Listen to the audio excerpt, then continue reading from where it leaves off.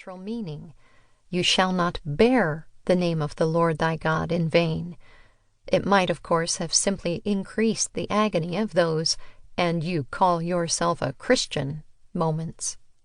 But if Imes is right, it would have been much closer to the strong ethical thrust of the commandment than merely verbal abuse or misuse of God's name. Not that that is a trivial matter by any means. And I have to say that I am convinced that Carmen Imes is right.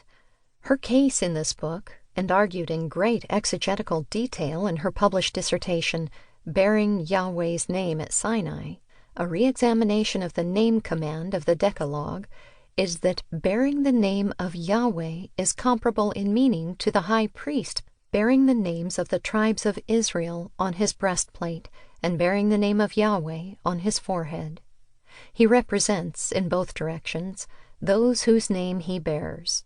Similarly, those who bore the name of Yahweh, like those who bear the name of Christ, represented that name before the watching world. Israel was called to live in the midst of the nations as the people who bore the name of Yahweh and made Yahweh visible in the world by walking in his ways and reflecting his character. To bear the name of the Lord was not merely an inestimable privilege and blessing, but a challenging ethical and missional responsibility. This makes eminent sense to me, and its New Testament parallels are obvious. A little more of my own story may explain why I resonate so enthusiastically with the message of this book. My parents were missionaries in Brazil before I was born, so I grew up with a house full of missionary artifacts and a head full of missionary stories. "And you, a missionary's son," was an even more stinging rebuke for the mildest bad behavior, since it felt like bringing disgrace on my own father, let alone the Lord Jesus. I studied theology in Cambridge University, but in my undergraduate years there seemed no connection between theology and my missionary interests. I then went on to do doctoral research in the field of Old Testament ethics.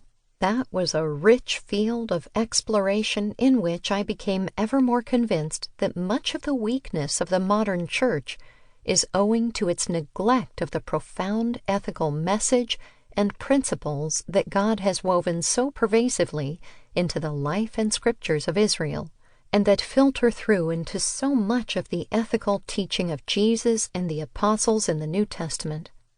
But again, this did not particularly connect with mission in my thinking. Then I went to teach the Old Testament in India for 5 years in the 1980s.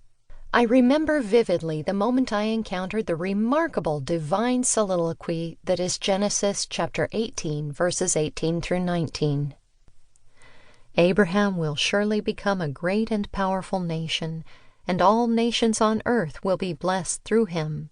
For I have chosen him so that he will direct his children and his household after him to keep the way of the Lord by doing what is right and just, so that the Lord will bring about for Abraham what he has promised him. Emphasis mine. There, in the 3 clauses of that single sentence of verse 19, with its 2 explicit indications of purpose, so that, we have God's election, I have chosen him, and God's mission, the fulfillment of God's promise to Abraham that all nations on earth will be blessed through him. And right in the middle, connecting both of those, we have God's ethical demand, that Abraham's community should walk in the way of the Lord, not of Sodom and Gomorrah, by doing righteousness and justice. That verse united in my mind and heart the 2 great loves of my life in my biblical thinking and teaching, mission and ethics. They became like 2 sides of the same coin. God's mission for Israel was simply that they should live as the people of Yahweh in the midst of the nations, bearing his name in their worship, prayer, and daily lives. And for that purpose they must walk in the way of the Lord. And that was why God had chosen them in the first place, in Abraham, so that through them he could ultimately bring redemptive blessing to all nations. This single verse breathed missional